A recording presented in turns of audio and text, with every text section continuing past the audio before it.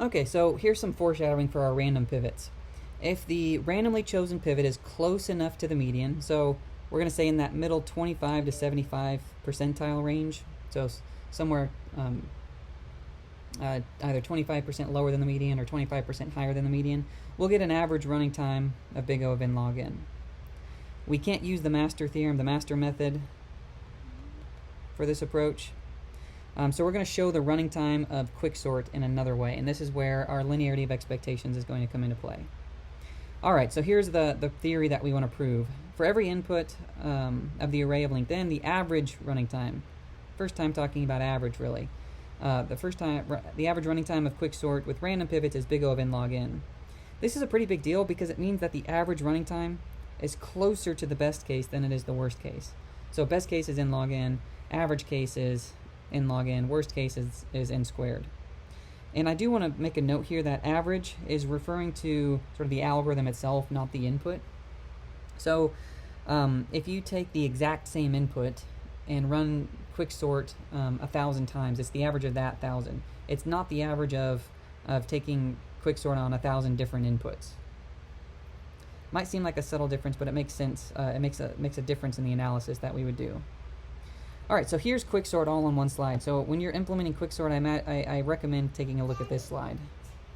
Whoa, why is there a hanger way up there? Alright, I may have lost my place here a little bit because I had my daughter come and chat with me about her stick-on tattoos.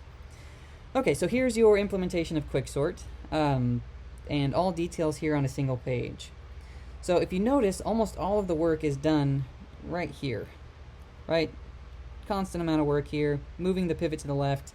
If we do that randomly, it's just, get a random number and do a swap. That's a constant amount of work.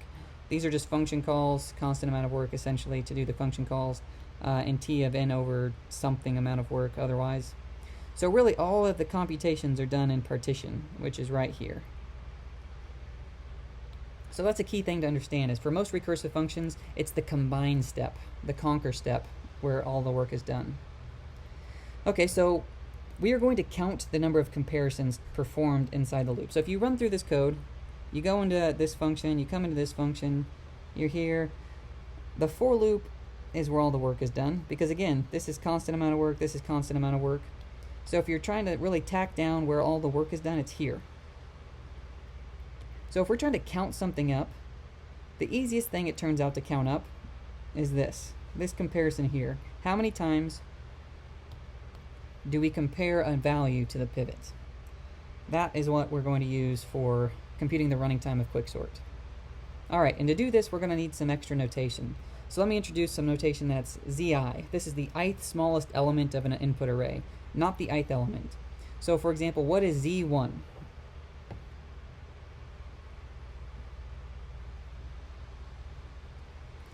Z1 is the smallest element. The smallest element is 17.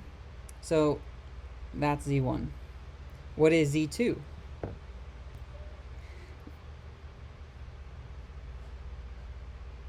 Z2 is the second smallest element, which is the value 23 with an index of 5. So that's what Zi denotes.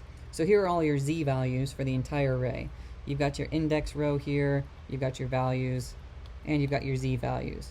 So with 8 elements, the Z8 will be the largest value, which is 83. Alright, so we have our notion of Z values, the ith smallest element. Here's some additional notation. Let xij be a random variable for the number of times that Zi and Zj get compared during a call to quicksort. So I and j could be anything. So the question is, how many times can Zi and Zj be possibly be compared? So just as an example here, how many times can you compare Z2 and Z4? So how many times can I compare the number 43 to, where's Z2?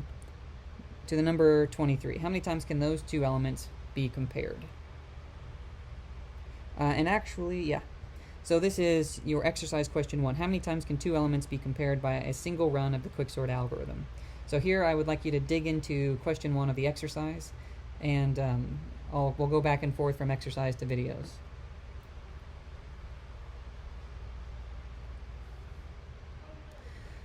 Okay, so how many times can any two numbers be compared? This is pretty subtle, but the answer is actually 0 or 1 times. I can only compare two numbers, so for example zi and zj, where that's z2 and z4. I can only compare 43 with 23 0 or 1 time, so I can either compare them or not compare them. So why is that? That's because every comparison involves the pivot, but the pivot is excluded from both recursive calls. So if I go back to the code here, this is the comparison that we're looking at. And if you notice, every comparison includes the pivot. So everything will be compared to the pivot. But then when we leave this function in our recursive calls, we exclude the pivot from all future calls. All right, so how do I know they're excluded? That's because if you notice, the right index here is pivot index. And if you follow that through to where it comes here, and then comes here, and then gets put back into the call to partition, which is here, and then here, it's excluded, right? We don't compare anything with that upper bound. So that's the right recursive call.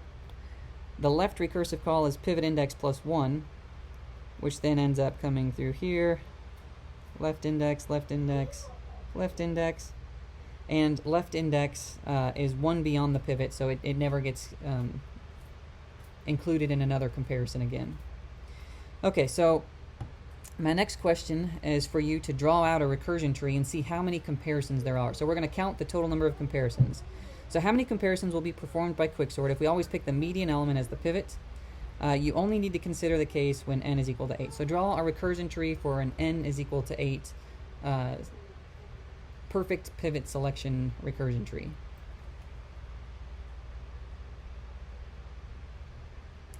Alright, so what does this recursion tree look like? Well, we have n elements at the top, n is equal to 8. We're going to split this into two partitions, and don't forget that we're not going to include the pivot in subsequent calls. So let's say half the elements come here, and then half minus 1 go to the other side. So here's our recursion tree, same thing here, half the elements come here, half minus 1 come here, half the elements, we remove the pivot, so 1 and 1, and then finally 1 here. So this is our recursion tree. For this recursion tree, let's annotate it by how many comparisons happen. Well, we're going to compare the pivot to the 7 other elements here at the top, so 7 comparisons here. We're going to compare the pivot here to the 3 other elements, 2. When you have a single element, there are no comparisons, and then 1 here. So what do we end up with as our total? 7 plus 3 is 10, plus 3 is 13. So 13 total comparisons for an n equals 8 recursion tree where we're perfectly splitting it each way. And by the way, if you had swapped the 4 and the 3 here, that's perfectly fine. You could have one more element go to the right than the left. Alright, so let's consider our random variable xij, which is how many times, it's an indicator variable, it's how many times do I compare the ith value and the jth value, the ith smallest value and the jth smallest value. So it's an indicator variable because it either happens or it doesn't happen. So the question we have now is, what is the expected value of our xij's? What's the expected value of these comparisons? So we need to know the probability of a comparison. So again, what's the probability that we compare the ith smallest value to the jth smallest value? And we'll discuss that in the next video.